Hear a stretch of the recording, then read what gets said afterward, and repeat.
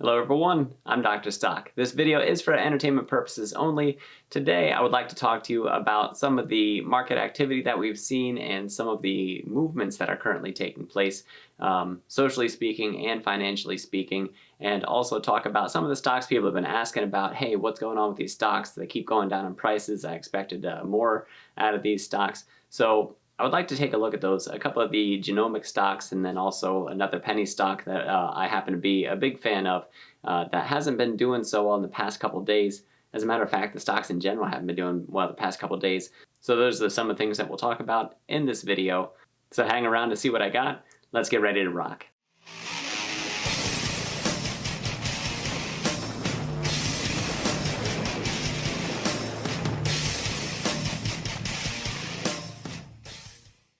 Welcome back. Before we get started, check out in the description a link for my Patreon. It's a group of a growing community of traders who like to talk about the stock market and really reach towards financial freedom. It's a really positive community. There's a lot of conversations going on, and I think that you would enjoy being part of it. We are a group about educating ourselves and working towards financial freedom and helping each other in the process, whether that's about the ways that we trade or the ways that other people are trading stocks or the stocks that are really getting the attention right now. Those are the things that we're looking into. We'd love to see you over there. That link for the Patreon and the private Discord is down in the description. Check it out. Can't wait to see you there. Also, if you're looking for a trading platform, Webull, by signing up and depositing $100, you get 4 free stocks. Those stocks can be valued for a total of $21 up to $3,700. Also, for the referral, I get 2 free stocks, so it helps support this channel. It helps support the equipment that's shooting this that we have here. I was using my cell phone before this, and now I actually have a camera to record on and a microphone to pick up the sound just a little bit better, so bringing you better quality videos and also better quality information along the way. So thanks ahead of time for using the referral link for Webull. Again, sign up, deposit your $100, get your 4 free stocks. Finally, subscribe, hit the notification bell, hit the like button, share it with your friends. Let's get on to the stocks. January has been just an insane month for the market or for the United States in general, with all the political events that we've had happening, with President Biden finally taking office on January the 20th, the different news that we have about the stimulus, and then also there's the movement with GameStop that everybody's talking about, which is rippling throughout the market and pointing out to some inadequacies that there are financially on the street side of investing. And so that's something that we'll address. And then also the seemingly or the perceived inequalities or inequities that we would have when it comes to trading. Those are things that I've spent a lot of time educating myself over the past few days about what's going on with the GameStop issue, and what is it that people are saying in Reddit, and what are the feelings that go along with it, what is the sentiment that we see there. And I mean, it's really been eye-opening. So for me, I'm not part of those Reddit boards, and it's not that I'm for or against them. It was just something I was outside of, so I was unaware and I was ignorant to it. And as it was brought to my attention, and as it really started affecting the markets, it was something that I felt that I needed to look into a little bit more and see what was taking place. And then yesterday, I think it was, I got a notification on one of my trading accounts that said that there were going to be limitations placed on the trading that I was able to do. And, that was something, really shocking, because I'm not used to getting notifications like that. So it's been quite a time. There's been a lot of red in the markets, and that's due to a lot of the uncertainty that we have. And GameStop itself isn't the thing causing that uncertainty. It's more the restrictions that were placed on trading regarding GameStop, and AMC, I think, was also part of that. And there was, I think, Express, KOSS. Those are all different stocks that were wrapped up into this, where there was a huge amount of short interest in the stocks. And then they would say, due to market volatility, that restrictions were being placed on these, and the trading platforms and the clearinghouse firms, they are saying that they had to place these limitations onto the trading platforms for the retail traders, because they just couldn't fund it. The collateral that was being asked of them to ensure the trade was just too high. It was unsustainable. Regardless of whether or not you believe that to be the truth, that is the street side of the trades that's taking place right now. On the retail investors side, people don't like being told that they can't make the trade or that they're being kept out of a trade, especially when it seems like on the, we'll call it the Reddit side of things, they feel like there's an inequality issue or an inequity issue between the hedge funds who are allowed to continue making these trades that don't have to go through the same channels versus the retail investors who have to go through these channels. And as soon as the retail investors came in really strong and united and were there to counter the hedge fund short activity that was there, that's really where the conflict starts coming in, because there was such overwhelming volume of those trades and such overwhelming financials that it just couldn't be funded. And the retail investors being locked out of those trades right now, one of the major themes that I'm reading is that while the retail investors were being left out of the funds, that that the hedge funds were able to go ahead and exit their positions at a lower price. And so there's manipulation believed to be there. Meet Kevin does a wonderful job talking about market manipulation, and he presents it from, again, his is for entertainment purposes also, but he has a very unbiased point of view as he goes into, at least in my opinion, when I watched it, it didn't seem like he was taking the hedge fund side, that he was taking the retail investors side, that he was just presenting what market manipulation is and the different situations that could be perceived, whether it's on the legal side or if it's on the people's side or it's on the hedge fund side. He really does seem to try and give a full, well-rounded idea of what market manipulation is and saying what it will take in order to prove that market manipulation would be something that took place. My own personal stance is that I believe in equality and I believe in equity, and there should definitely be equity in trading, that we should have the same shot as retail investors. I myself am an educator. I'm not a rich man. I am a retail investor, and I would love to know that I have the same shot at making the money that I have worked to make as the hedge funds do, that they wouldn't have special privileges or permissions when it comes to that trading. So for me, a fair, equitable trading space is what I'm looking for, and I believe that we have that. I listened to an interview on, I think it was BNGO with the CEO of Webull, and talking about the issue that Webull has with closing those trades, and it was because they don't actually handle the money. They are more of a, you could think of it as a gateway platform or a window that you interface with as the user, and then they reach out to the clearing firm, and it's the clearing firm Apex, I believe it is. Apex said that they not that they weren't going to fund the trades, it's that they couldn't afford to, that it would have broken them because it would have exceeded the amount of capital that they had available. That's the way that I understood it. And so as these clearing firms reach out to scramble to get more capital to open up these trades, that's where the situation gets really sticky, that they had to shut it down, that they had to better fund themselves. So reaching out for more of that funding, and I believe Apex goes through DTC, because DTC handles pretty much all of the trades that go through there. I think that the CEO of Webull said like 95% of the trades go through DTC. So regardless of where you fall and what you believe, I think the point that we need to take away from this, at least in the short term, yes, there needs to be equity in trading. There needs to be trust between the retail trader and the platform that they're using, or the brokerage that they happen to be using. There needs to be a trust there that they are not going to be treated inequitably or differently than the hedge funds that would be there. And this has gone beyond just a financial movement. This has become a social movement by a lot of people, and that's something that really should not, and I think it cannot be ignored.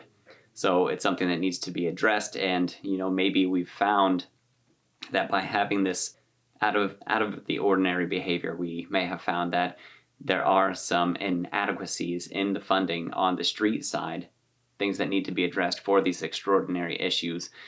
So that way we are not locked out as traders, so that way we are free to trade as we see it.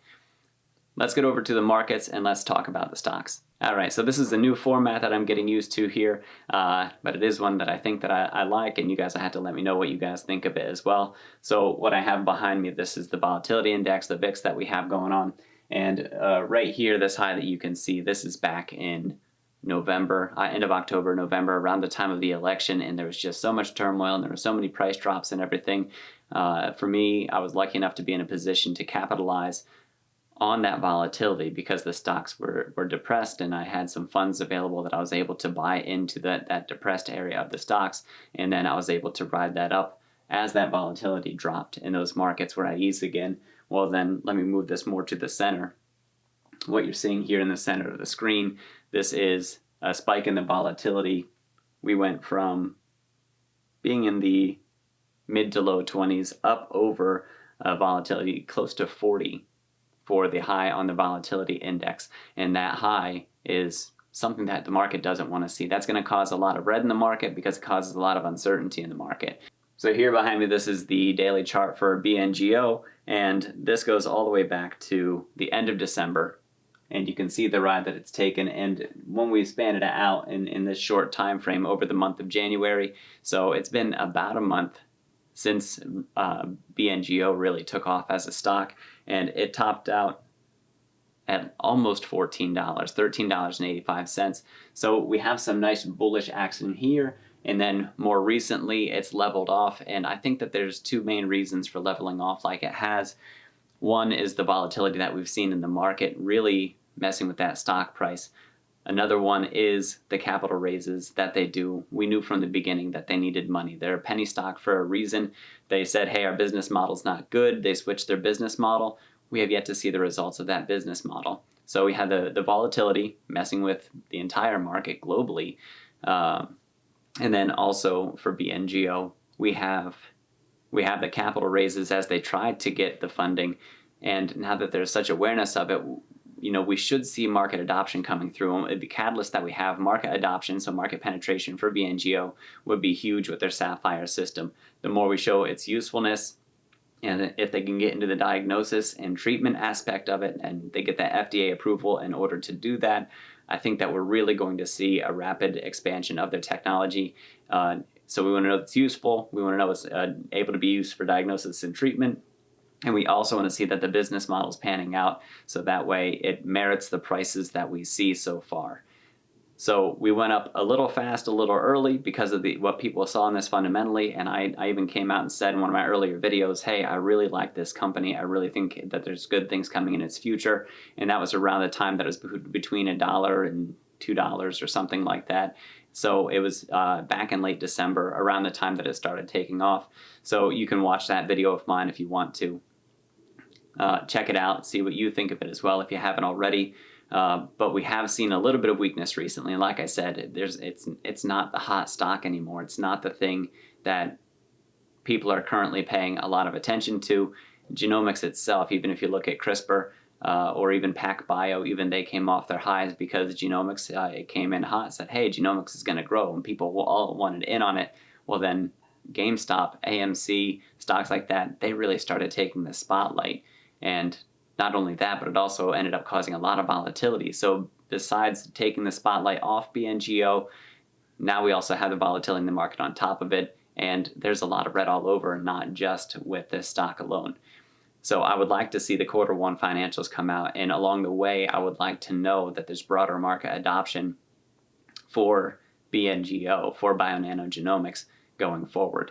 I think throughout the year, if we see continuous growth, if we see that pattern of growth, then we can have a lot of faith in their company going forward. Okay, this stock that we're looking at here, this is Avenger, and Avenger is another company that I did an extensive video on, and I've talked about in a few other videos.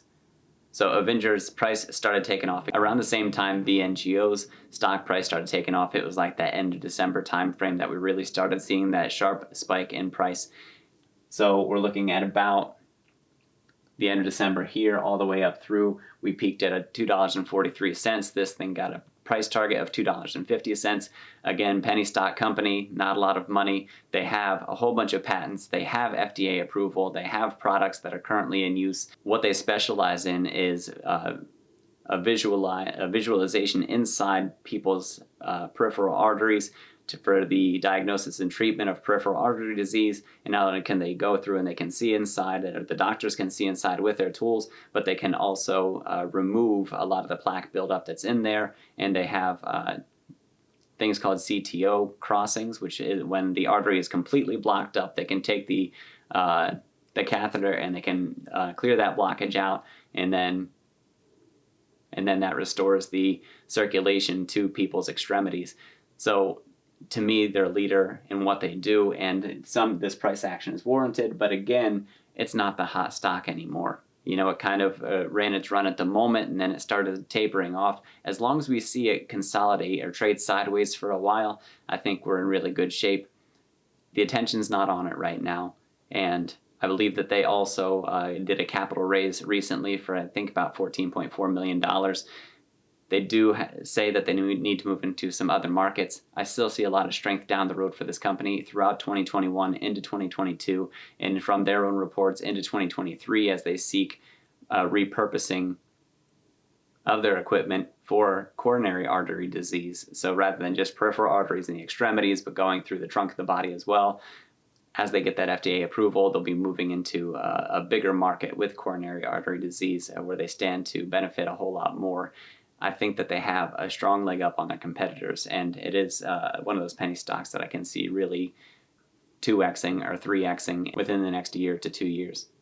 All right, so finally, Tattooed Chef. This is one that I thought would have seen a lot more price action a lot sooner. So far, it has failed to do so. So we see this top area here where it's traded somewhat in a range with that dip that we have there in the middle, and then it kind of traded sideways again, fell off, came back up, and then this last part here trading sideways as well. We really haven't gone below the $23 mark. Is about as low as the bulls are letting this go, and then the bears are holding this steady somewhere around the $25 mark. So we have a $2 price range where we kind of see it making its home, and as long as it doesn't start to drop down and go bearish, we're still okay. I think that it'll push higher over time. So that's just something that we're looking out for. So Tattooed Chef, they're expanding their menu. They're in a growing industry, and they should be positioned to do really well going forward. It's a company that I would keep an eye on, and with all the recent red that we've had in the market, this is a place where we could also find those opportunities. So let me close this up for you. Right now, there's a lot of volatility. We saw in the VIX that it spiked up again. There's going to be a lot of red. There's going to be a lot of down days for a lot of the different stocks that you're in. I know the EV stocks that I'm in, those are down. So then the Genomics stocks that people are asking about, those are down. GME, GameStop, and AMC, those are up right now. And really, I'm interested to see how this plays out in the long run. Will we determine that there are a lot of inequities that are in the market? Will we determine, will this keep on going as a social movement? Will it lose speed? These are things that, questions that have yet to be answered. What I encourage you to do throughout this time is, as best as you can, educate yourself and try and remove your own personal bias to make the best informed decision that you can so that you don't get trapped financially in whatever it is that you choose to do. For me, I'm continuing to educate myself. If the game has changed for trading, then it's something that I want to be prepared to enter into, is to set myself up for a winning game strategy for the different game, if there is a different game. And I encourage you to do the same thing. So that's what I have for you for the day. Let me know what you think of the new format. I'd love to see you come over to the Patreon. That link is down in the description. Have that private Discord. Come over and talk stocks with us. Share your perspectives. We would love to hear the different things that you have to say. Again, that link is down in the description. The link for Webull is down in the description as well. Sign up, deposit your $100, get your 4 free stocks, help support the channel because it does also give me a couple free stocks. Thank you ahead of time. Again, that link is down in the description. Subscribe, hit the notification bell, hit the like button, share it with your friends. Remember, this video is for entertainment purposes only. Always do your own research and your due diligence. Contact a financial professional before making any financial decisions. I'm Dr. Stock. Thanks for rocking with me. Now go get that money.